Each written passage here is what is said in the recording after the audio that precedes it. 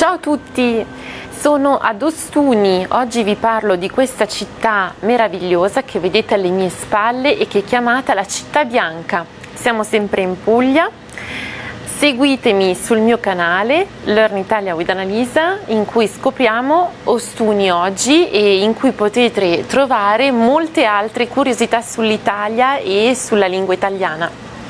Oggi, come vi dicevo, sono ad Ostuni, che è una meravigliosa cittadina arroccata, come lo vedete, su una collina ed è chiamata la Città Bianca. Forse non c'è di certo bisogno che ve lo spieghi il perché, è evidente, è infatti tutta bianca, ma tra poco scopriamo anche il perché di questa scelta, di questo colore. Intanto vi ricordo che ci troviamo in Puglia, questa regione del sud-est dell'Italia, quella che rappresenta il Tacco, e siamo tra i villaggi che caratterizzano la regione.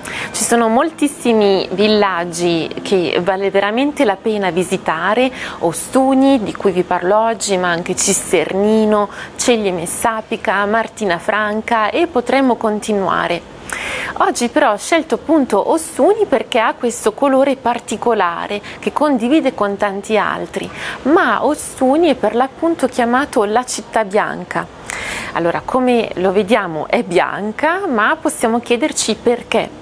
E ci sono due ragioni, due ipotesi sulla storia e sul perché è stato scelto questo colore. La prima ragione è di tipo militare. Ovvero, questa città, come tante altre, era in passato presa spesso d'assalto da nemici che arrivavano dal mare, quindi la città doveva proteggersi, e non solo ha scelto di proteggersi arroccandosi sulla collina, ma ha scelto anche di dipingere le sue case di questo colore intenso bianco. Perché? Perché si diceva che dipingendole di bianco avrebbe accecato, con il suo biancore, accecato i nemici che provenivano dal mare. Era come dire un'arma aggiuntiva di difesa per la città. La seconda ragione è invece di tipo, possiamo dire, igienico-sanitario. Perché? Perché questa città, come altre, questa regione, ha conosciuto la grave epidemia di peste a più riprese, specialmente intorno al XVII secolo, metà del 1600. Gli abitanti di allora hanno pensato, hanno avuto l'idea allora di dipingere le case di bianco anche per questa ragione. Infatti si pensava che dipingendole di bianco si potesse contrastare la peste. Infatti la città è costituita di vicoli spesso molto stretti, molto chiusi, in cui poteva annidarsi più facilmente la peste, e il biancore, il bianco, riusciva in qualche modo a mettere in risalto lo sporco, quindi veniva lavato via lo sporco più facilmente, e il bianco serviva proprio come arma di igiene contro le epidemie di peste. Quando siete ad Ostuni però che cosa potete visitare? Ci sono tante cose da visitare. La prima è semplicemente di fare un giro tra le viuzze. Lo vedete, la città si arrampica su una collina ed è un vero piacere percorrere le strette vie che vi portano su in cima. Le case sono tutte una vicina all'altra e sono collegate appunto da piccole vie, ponti, muretti. È veramente un piacere ed è molto caratteristico perdersi tra le sue strade. Però che cosa vedere? Vi consiglio almeno 3 punti che secondo me sono interessanti. Il primo, il Palazzo Zevallos, che è il palazzo in cui abitava questa importante famiglia aristocratica. Era una famiglia di banchieri che governava la città di Ostuni. E perché la governava? Perché ai tempi il re spagnolo Filippo IV aveva proprio concesso la città a questa ricca famiglia di banchieri perché la governasse.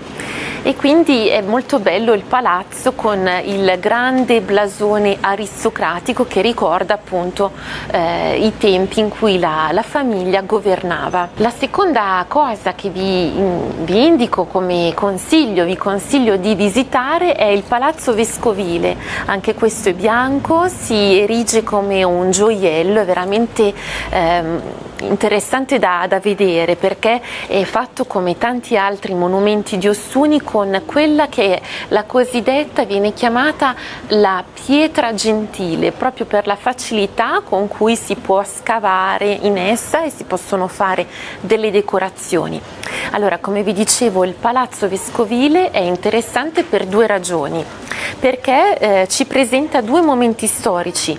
Uno, quello del 1500, proprio quando viene edificato il Palazzo Vescovile, e l'altro periodo è quello normanno. Infatti il Palazzo Vescovile è stato costruito sulla base di un palazzo normanno, proprio a ricordarci come i normanni hanno regnato in questa zona e anche ad Ostuni. Il terzo luogo da visitare che vi consiglio è il Museo delle Civiltà Preclassiche della Murgia.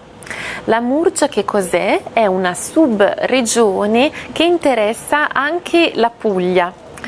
E il termine Murgia indica proprio, è un termine che deriva dal dialetto locale, un dialetto pugliese ma anche calabro e lucano, cioè della Basilicata, che indica roccia. Proprio come ci indica questo termine, la Murgia è un territorio spesso un po' roccioso, un po' montuoso, e che condividono un po' le regioni del sud, quindi Puglia, ma anche Calabria e Basilicata, che è la regione che si trova fra queste altre due regioni. Molto interessante per capire come questo territorio è stato abitato da sempre praticamente, da ben prima dei Romani e anche da prima dei Greci, prima delle civiltà classiche. E poi quando vi trovate in questi paesini, in questi villaggi, la cosa secondo me più piacevole da fare è lasciarsi trasportare dalla vita, dal folklore che animano proprio questi paesi, questi villaggi. Infatti possiamo sentire, forse riuscite a sentire, le campane che suonano.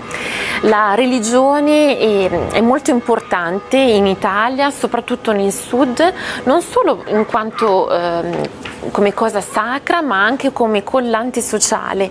E infatti se venite soprattutto in estate, magari nel mese di agosto, non è difficile trovare delle processioni. Ad esempio ad Ostuni c'è quella di Sant'Oronzo. Che cos'è? Allora, Sant'Oronzo è il santo protettore della città di Ostuni e di Lecce, e dovete sapere che in Italia ogni paese ha un suo santo protettore.